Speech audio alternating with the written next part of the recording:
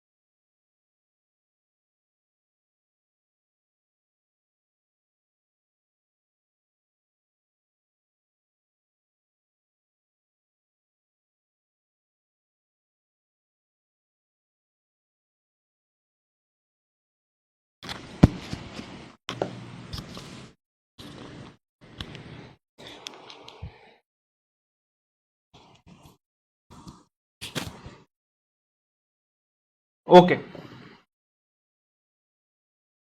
सो अब साउंड आ रहा होगा राइट। तो timing for communication, timing for communication by the auditor, कि आप टीसीडब्ल्यू आप कब तक कम्युनिकेट करोगे कंट्रोल की डेफिशिएंसी को, आप कब तक कम्युनिकेट करोगे टीसीडब्ल्यूजी को।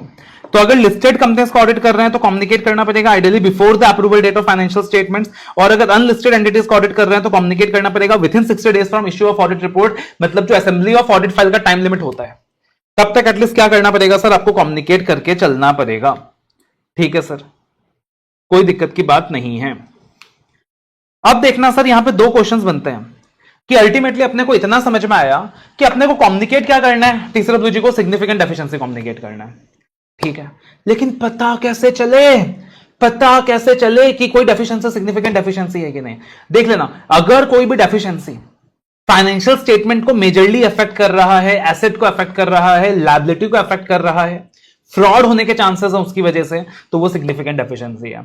अगर कोई भी डेफिशिएंसी एसेट को अफेक्ट कर रहा है, लायबिलिटी को अफेक्ट कर रहा है, फाइनेंशियल स्टेटमेंट के मटेरियल अमाउंट को अफेक्ट कर रहा है, फाइनेंशियल स्टेटमेंट को मटेरियल अमाउंट को अफेक्ट कर रहा है, उसकी वजह से फ्रॉड होने के चांसेस हैं, तो इसका मतलब वो डेफिशिएंसी सिग्निफिकेंट डेफिशिएंसी है। और या फिर अगर कोई भी डेफिशिएंसी हमारे फाइनेंशियल रिपोर्टिंग प्रोसेस के लिए रेलिवेंट है, तो वो भी सिग्निफिकेंट डेफिशिएंसी है। वो भी क्या सर? सिग्निफिकेंट डेफिशिएंसी है। तो देखना, अगर कोई भी डेफिशिएंसी किसको अफेक्ट कर रहा है सर? एसेट को अफेक्ट कर रहा है, लायबिलिटी को अफेक्ट कर रहा है, फाइनेंशियल स्टेटमेंट के जो अमाउंट्स हैं उनको अफेक्ट कर रहा है, या फिर उन डेफिशिएंसीज की वजह से फाइनेंशियल स्टेटमेंट्स में मटेरियल मिस स्टेटमेंट्स हो सकते हैं, तो वो सारी डेफिशिएंसीज सिग्निफिकेंट डेफिशिएंसीज है। या फिर अगर कोई भी कंट्रोल फाइनेंशियल रिपोर्टिंग प्रोसेस से रिलेटेड है, कोई भी कंट्रोल फाइनेंशियल रिपोर्टिंग प्रोसेस से रिलेटेड है, इसका मतलब साहब वो सिग्निफिकेंट डेफिशिएंसी है।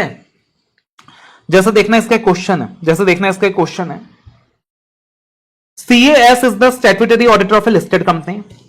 On reviewing internal controls of the company, he is of the view that there can be possible situations where insurance premium for keeping insurance policies current in respect of various assets of the company may have become due and payable, but internal control systems established by the company may not be able to capture it.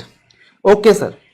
तो काफी सारे possible situations हैं कि जो company ने insurance premium वगैरह enter किया हुआ है for keeping insurance policies current in respect of various assets, वो ड्यू है, पेबल है, बट इंटरनल कंट्रोल सिस्टम उसे कैप्चर नहीं कर पा रहा।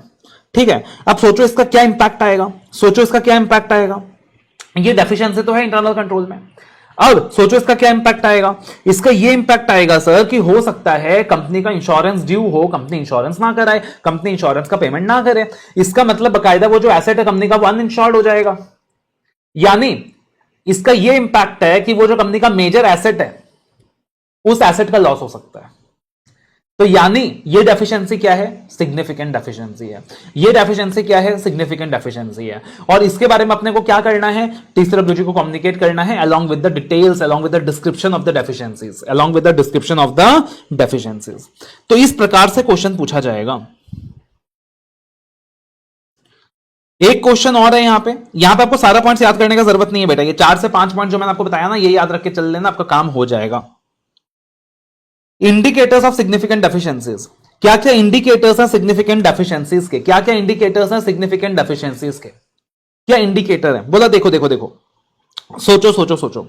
अगर आपने ये देखा, याद करो ऐसे 315 में हम क्या पढ़ते थे, ऐसे 315 में हम क्या पढ़ते थे कि हर एक एंटिटी अपना एक रिस्क असेसमेंट प्रोसेस डिजाइन करता है, पढ़ते थे।